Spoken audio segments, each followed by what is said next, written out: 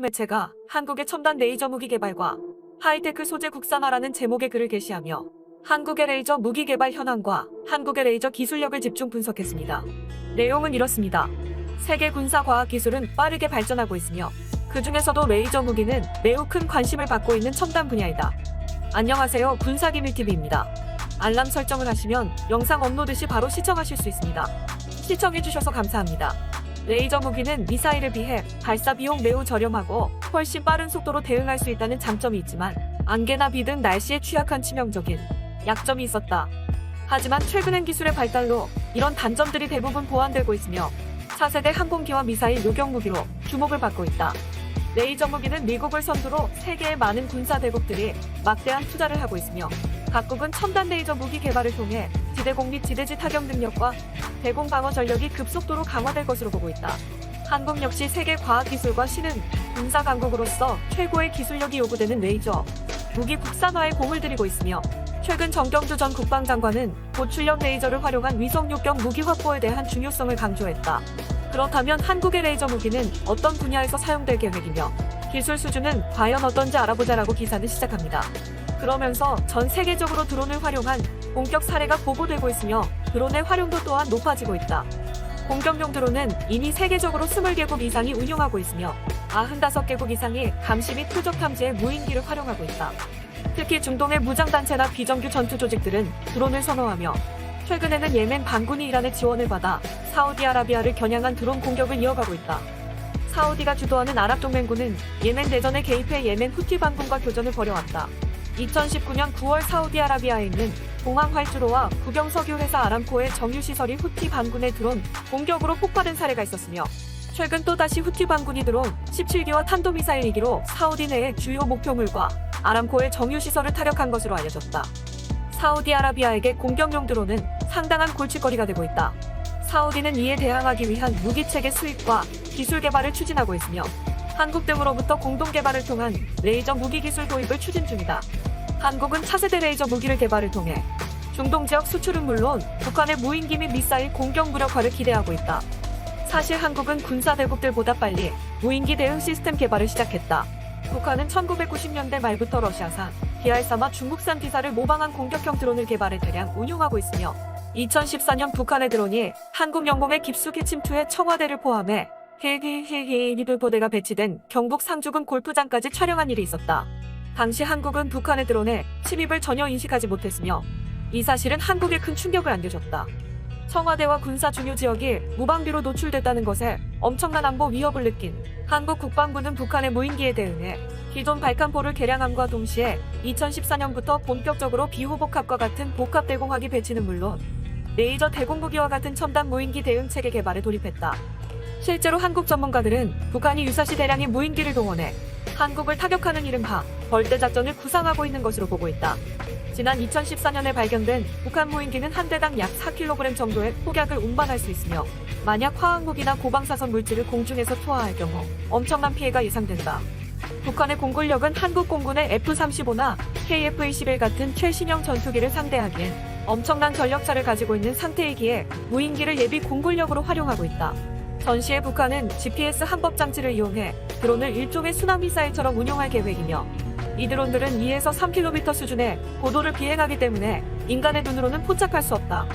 한국은 수도권의 핵심 지역을 지키기 위해 성능이 뛰어난 RPS-42 레이더 10여 대를 도입해 운용하고 있지만 그는 레이더 반사 면적과 매우 작기 때문에 지상 레이더로 포착하기 힘든 상태다.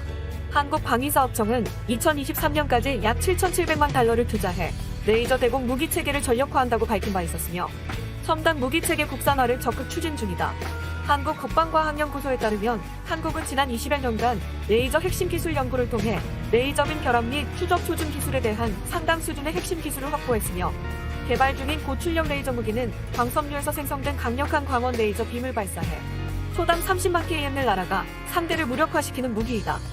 한국은 이미 근거리 표적을 요격할 수 있는 높은 수준의 기술을 독자 개발했으며 2020년 9월 충남 태안에 있는 국립과학연구소 하는 시험장에서 레이저빔 위력 시험을 실시하여 1km 거리에 떨어져 있던 철판 표적을 뚫는 데 성공한 바 있다. 실험에 쓰인 표적은 북한 노동미사일과 동일한 재질로 제작됐으며 한국 국방과학연구소는 이 실험을 바탕으로 장거리 고속표적 대응 기술과 기동 플랫폼 탑재 기술을 개발했다. 라고 기사는 분석했습니다. 그러면서 레이저 기술은 레이저 빔 출력이 낮을 경우 단시간 내에 적을 파괴할 수 없기 때문에 높은 출력의 레이저 빔을 안정적으로 만들어내는 게 기술의 핵심이라고 할 수 있다. 한국의 고출력 레이저 무기는 이미 5년 전 근거리에서 소형 무인기 등을 정밀 타격할 수 있는 수준에 도달했으며 현재는 전투기나 순항미사일 및 탄도미사일 요격을 목표로 개발을 계속해 나가고 있는 것으로 알려졌다. 고출력 레이저 무기는 눈에 보이지 않고 소음이 없을 뿐 아니라 별도의 탄이나 미사일 없이도 전기만 공급되면 언제든지 운용이 가능하다. 게다가 1회 발사 비용이 약 $1 이하이기 때문에 비용 걱정 없이 마음껏 사용할 수 있다. 비교적 저렴한 가격이라 할 수 있는 비호 고캅에 장착된 지대공 미사일 신궁 한 발의 가격이 $18만 이상이고 천궁이나 패트리어트, 사드 같은 대공 미사일의 가격은 수십에서 수백만 달러인 걸 감안하면 이는 엄청나게 저렴한 비용이라고 할 수 있다. 최근 한국광기술원 레이저융합연구센터는 세계 최고 수준의 산업용 광섬 유연결 레이저 모듈 국산화에 성공했으며 2017년 반도체 분야 고출력 광섬 유연결 레이저 모듈을 개발했다. 그리고 2020년 세계 최고 수준의 광섬 유연결 레이저 모두 개발에 성공했다. 한국이 개발한 첨단 레이저 기술은 레이저 기술 강국인 미국, 독일 등에서만 보유한 고출력 레이저 분야의 최신 기술이며 고출력 광섬유 레이저 기술은 우주 항공 분야는 물론 레이저 무기 등 군사용으로 사용이 가능하다. 한국 방산업체 하나는 한국군의 요구 사항을 고려해 첨단 레이저 무기를 개발하고 있으며 블록 3단계에는 초음속 순항미사일과 탄도미사일 요격이 가능한 30만 350kW의 고출력 레이저를 발사할 수 있는 지향성 에너지 무기를 목표로 레이저 공격과 방어 무기를 개발하고 있다. 레이저 무기는 사실상 빛의 속도와 같기 때문에 표적이 아무리 빨라도 레이저를 피하거나 레이저 공격에 맞대응하는 것은 이론상 불가능하다. 한국은 이 기술을 고도화시켜 KF-21 같은 국산 전투기에 장착할 수 있는 소형 고출력 레이저 무기를 개발하는 방안도 추진 중이다. 항공기에 장착된 레이저 무기는 지대공 미사일이나 공대공 미사일로부터 기체를 보호할 수 있으며 적 전투기와 지상 무기에 대한 정밀 공격이 가능하다. 또한 하나 시스템이 현재 개발 중인 적의 미사일의 고출력 레이저를 발사해 작동 불능 상태로 만드는 요격 시스템은 상당히 효과적일 것으로 예상된다.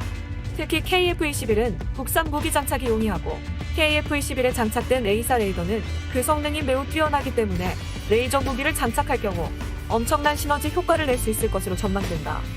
그렇기 때문에 한국의 레이저 기술은 향후 J-20과 J-31 같은 전투기는 물론 등평 미사일의 잠재적 위협이 될 수 있다라고 기사는 분석했습니다. 마지막으로 기사는 현재 사우디아라비아 정부는 한국에 대해 안티드론 시스템에 관해 한국의 협력을 요청한 상태이며 이는 드론 및 기타 공중 표적물을 격추하기 위한 레이저 무기 개발 프로젝트에 관한 협력 요청이다. 현재 한국이 개발하고 있는 레이저 무기가 완성되면 사우디아라비아를 포함해 UAE 등에 수출될 것으로 보이며 한국의 레이저 무기 분야는 빠른 속도로 성장할 것으로 예상된다. 한국의 방위산업청과 한국군은 레이저 무기 개발 사업을 한국형 스타워즈 사업으로 표현하며 레이저 무기의 성능을 지속적으로 향상시키고 레이저 대공 무기의 성능을 중거리 탄도미사일과 인공위성 요격용으로까지 높여나갈 계획이다. 중국은 이에 대비해야 한다. 라고 말하며 기사를 마쳤습니다. 본 영상은 유튜브 채널 군사기밀TV에서 제작하였으며 도움이 되셨다면 좋아요와 구독하기를 눌러주세요. 매체가